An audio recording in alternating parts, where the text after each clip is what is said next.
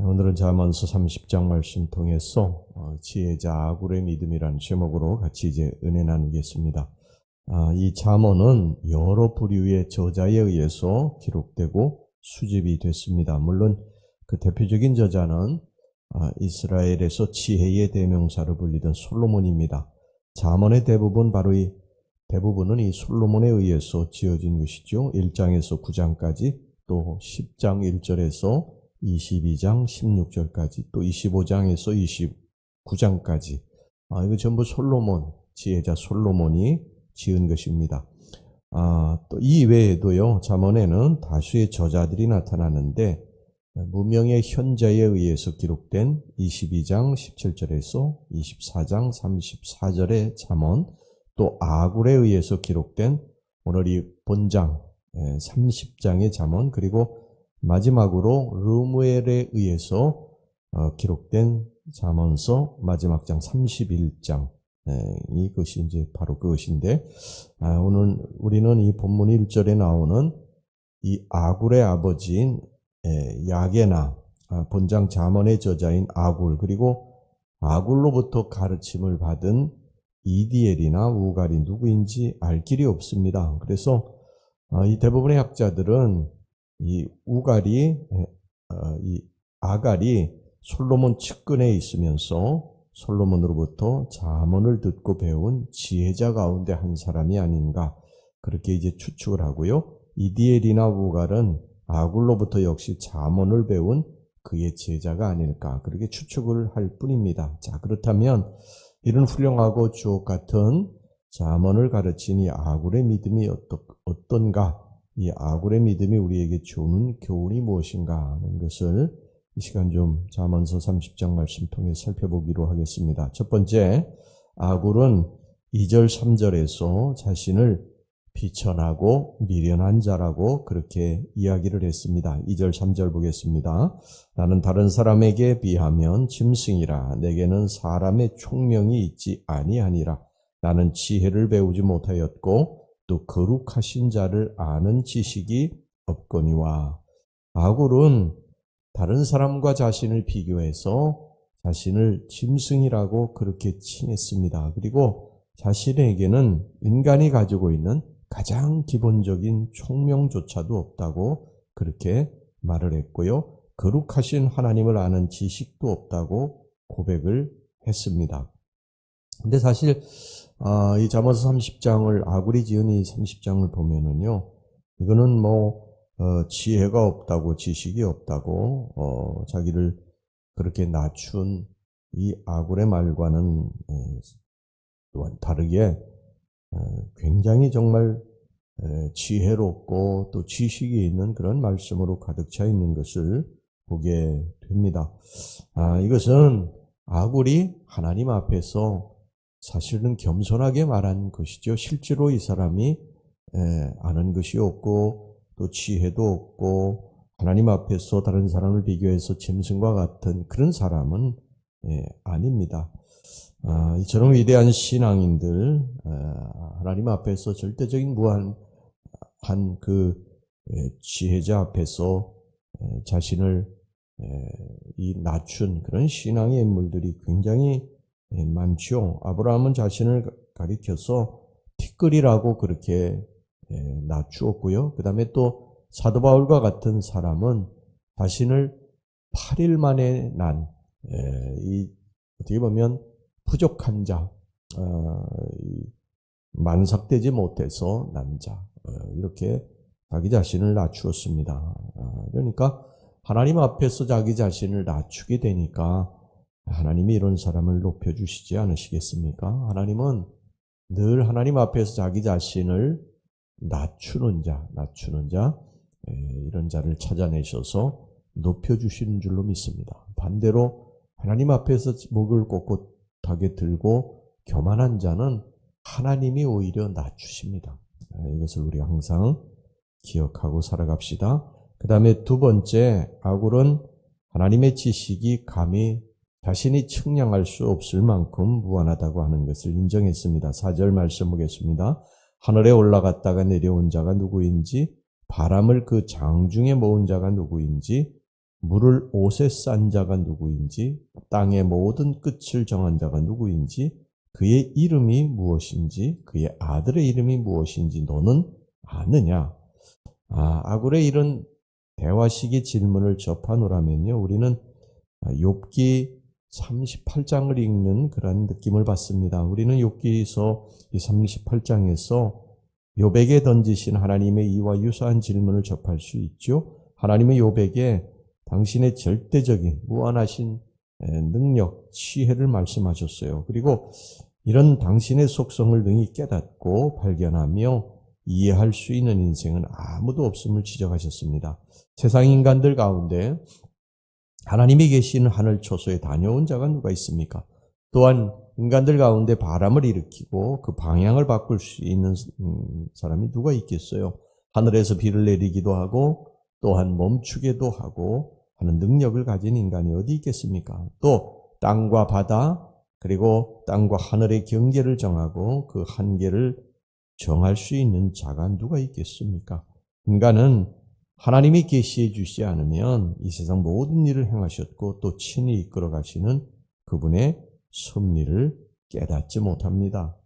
하나님의 지혜와 능력은 절대 무한하죠. 아굴은 이런 하나님의 지혜와 능력을 겸허하게 인정을 했습니다. 사실 욥도 이런 사실을 깨닫기 전까지는요, 엄청난 육체적 고통과 가정적인 우한 이런 신앙의 번민을 가져야 했습니다. 그리고 마지막 순간 하나님께서 친히 임재하셔서 이런 사실을 계시했어야 비로소 이 하나님의 무한하신 절대적인 지혜와 능력을 깨달았던 것이죠.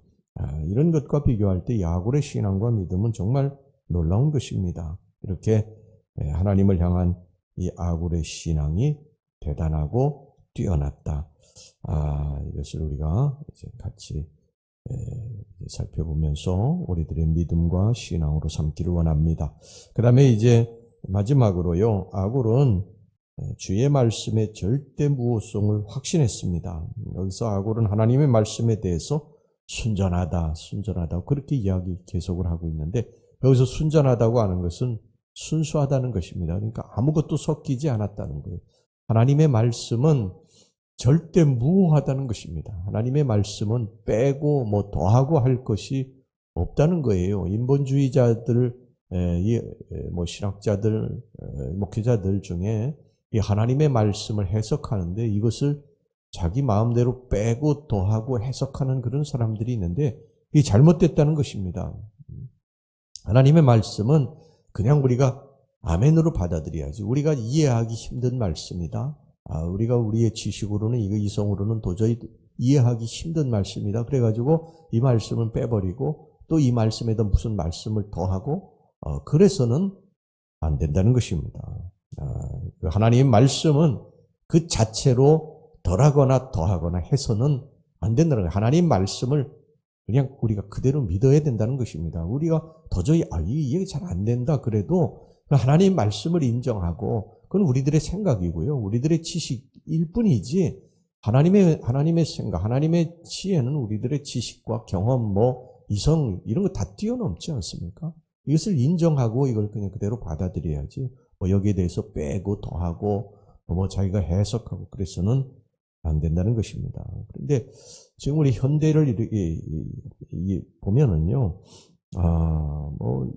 이 하나님 말씀을 그냥 자기들 입맛에 맞게 이렇게 빼고 더하고 하는 것을 보게 됩니다. 이건 잘못된 것이죠. 우리가 하나님의 말씀을 읽을 때 이게 도저히 이해가 잘 안 되고 지금 현대적인 어떤 시각이나 지식으로다가 받아들이기 어려운 말씀이라 할지라도 그냥 그대로 그것을 믿고 또 하나님 말씀을 읽을 때 이건 내가 순종하기 좀 어렵다. 그래도 그 말씀을 그대로 믿고 따르는 그러한 성도들이 되어야 될 줄로 믿습니다. 자, 오늘 여기 본문에 이 아굴이요, 마지막 기도한 것이 있어요. 평생 주께 줄을 붙들고 기도한 내용이 여기 있는데, 그 중에 하나가 뭐냐면요. 하나님, 나를 너무 부하게도 마시고, 너무 가난하게도 말게 해주시옵소서. 이 기도입니다. 자, 7절에서부터 9절까지 말씀 보겠습니다. 내가 두 가지를 주께 구하였사오니 내가 죽기 전에 내게 거절하지 마시옵소서.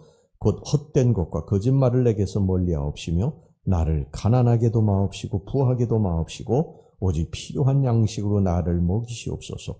혹 내가 배불러서 하나님을 모른다 여호와가 누구냐 할까 하며 혹 내가 가난하여 도둑질하고 내 하나님의 이름을 욕되게 할까 두려워함이니이다.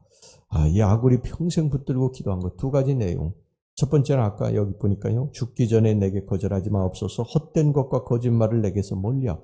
이렇게 거짓말하는 거, 하나님 앞에서 거짓말하는 거, 이거 하지 않게 해달라고 하는 거. 그 다음에 하나님 내가 너무 부해서 교만하지 않게 해달라는 거. 그리고 너무 가난해서 비굴하지도 않게 일용할 양식을 내게 주시옵소서. 이런 기도였습니다. 이것은 왜 이런 기도를 드렸냐면 이 아굴이 하나님 중심의 삶을 살기 위해서 이런 기도를 늘 드렸던 거예요. 하나님 중심의 삶. 행여 물질이 많아서 하나님 멀리할까 두려웠고 또 너무 가난해서 남의 것을 도둑질해가지고 산 죄를 범할까 두려워서 이런 기도를 드렸다고 하는 것이죠. 그러니까 아굴은 철저하게 평생을 하나님 중심의 삶, 하나님 제일주의의 삶, 이런 삶을 살았던 그런 사람입니다. 그래서 이 잠언서, 이 성경에 이 말씀이 기록돼서 평생토록 그의 믿음을 우리가 따르게 된 것이죠. 우리 사랑하는 성도 여러분, 우리는 하나님의 사람들 아닙니까? 하나님 중심으로 살아야 될 줄로 믿습니다. 하나님 제일주의로, 믿음 제일주의로 살아야 됩니다. 우리의 이 얄팍한 지식, 지혜, 경험, 이건 아무것도 아니죠. 하나님 말씀에 여기 나와 있는 그런 내용들을 그냥 우리가 겸손하게 아멘 하고 받으시고 그 말씀대로만 그 길을 따라가는 저와 여러분들이 되시기를 주의 이름으로 축원합니다. 기도하겠습니다. 하나님 아버지, 오늘 지혜자 아굴의 믿음을 통해서 우리들에게 걸어가야 할 길을 가르쳐 주셨으니 감사합니다. 아굴은 늘 겸손했다고 그랬습니다. 하나님 저희들 겸손하게 해주시기 원합니다. 하나님 앞에서 교만하지 않게 해주시기를 원합니다. 이 아굴은 하나님의 지혜와 능력, 무한하심을 인정했다고 그랬습니다. 아버지, 저희들도 이 하나님의 지혜와 능력이 나보다 크고 높으신 것을 늘 인정하고 받아들이게 하시고 따르게 해 주시옵소서. 하나님의 말씀은 무하다고 인정했습니다. 주님, 우리가 하나님의 말씀을 읽다 내 마음에 들지 않는 말씀이랄지라도 절대적으로 순종하게 하시고 빼고 더하지 않게 하여 주시고 내 마음대로 해석하지 않게 하여 주시옵소서. 하나님 절대적인 제일주의 중심, 하나님 중심으로 살아가는 우리 귀한 성도들이 되게 해 주시옵소서. 예수님의 이름으로 기도하옵나이다. 아멘.